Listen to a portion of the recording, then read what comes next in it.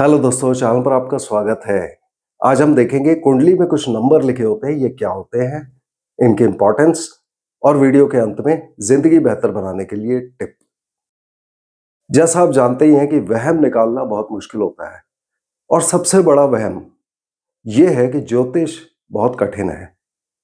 ज्योतिष मुश्किल नहीं है, उसका वहम निकालना कि हम सीख नहीं सकते ये बहुत मुश्किल है।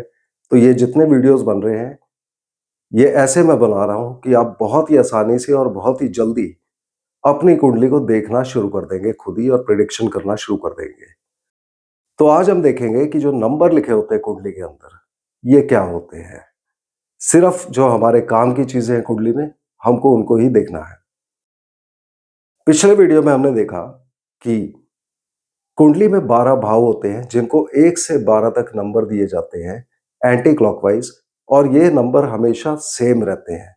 किसी भी भाव का या घर का या हाउस का नंबर हमेशा सेम रहता है। मगर जो कुंडली में नंबर लिखे हुए आते हैं जब भी हम ऐप पर बनाते हैं उसको, तो हम देखते हैं कि अलग-अलग कुंडली में अलग-अलग नंबर लिखे होते हैं।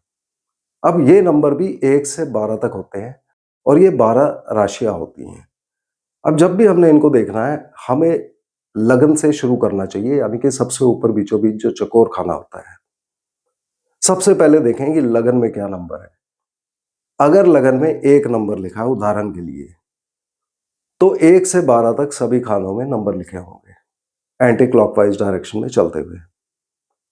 मगर लगन में कोई भी और नंबर हो सकता है। अगर वहां पर 4 लिखा हुआ है, तो 4 से बढ़ने शुरू होंगे, 4, 5, 6, 7, 8 ऐसे करके 12 तक, और उसके बाद बाकी बचे हुए 3 खाने में 1, 2 और 3 फिर लिखा जाएगा, जैसा कि आप स्क्रीन पे देख सकते हैं। उसी तरह से अगर लगन में 10 नंबर लिखा होगा, तो 10 से शुरू होगा, 10, 11, 12, उसके बाद दोबारा 1 से शुरू होता है, 1 से लेके 9 तक सारे नंबर लिखे जाएंगे कुंडली में। ये सीक्वेंस हमेशा सेम रहती है, मगर नंबर कहां पर लिखे हुए हैं वो बदल सकता है। तो हमने हमेशा लगन से शुरू करना है। अब ये जो 12 नंबर लिखे होते हैं, ये राशि होती है।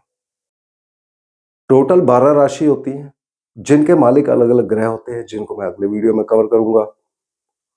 12 राशि मेष, वृषभ, मिथुन से लेके मीन तक, इनके नाम और इनके जो नंबर अलॉट किए गए हैं, वो जैसा कि स्क्रीन पर दिखाया गया है। आप इसका स्क्रीनशॉट लेके रख लीजिए, क्योंकि ये फ्यूचर में बहुत काम आता है।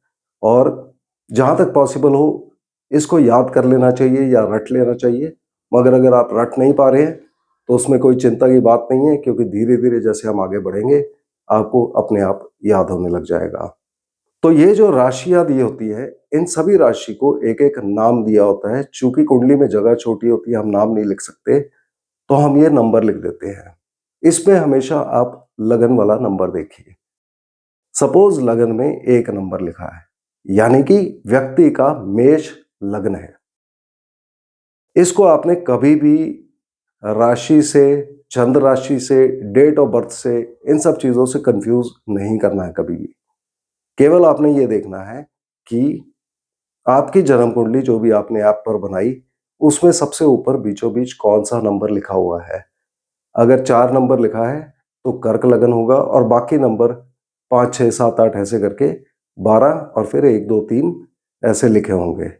तो इनको समझना, इस बात को समझना बहुत जरूरी है कि कुंडली में जो भी नंबर लिखे होते हैं वो राशि के नंबर होते हैं, वो हाउस नंबर नहीं होते हैं।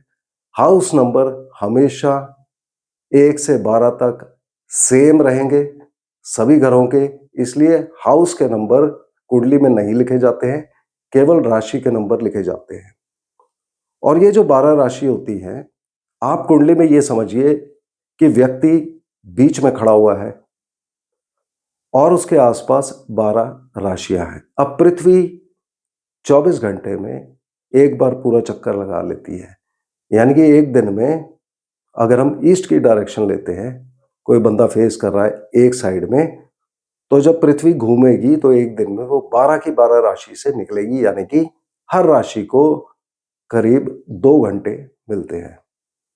यानी कि पृथ्वी की जो मूवमेंट होती है 360 डिग्री 24 घंटे के अंदर, यानी कि एक भाव जो 30 डिग्री का होता है, वो 2 घंटे में कवर होता है। इसका मतलब ये होता है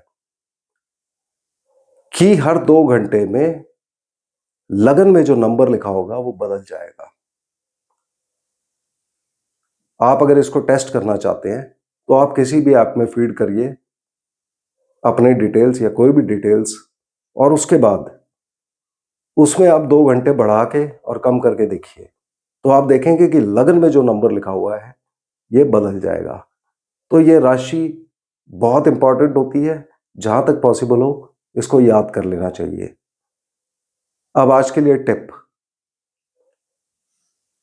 कई लोगों को पिता से प्रॉब्लम होती है, या पिता की तरफ से अगर किसी को कोई भी प्रॉब्लम हो रही है, तब आप गायत्री मंत्र का पाठ करें, ओम भूर्भुवः स्वः। वहां पर आपको लाभ होगा इस मामले में। तो अगले वीडियो में हम फिर मिलते हैं, तब तक के लिए धन्यवाद।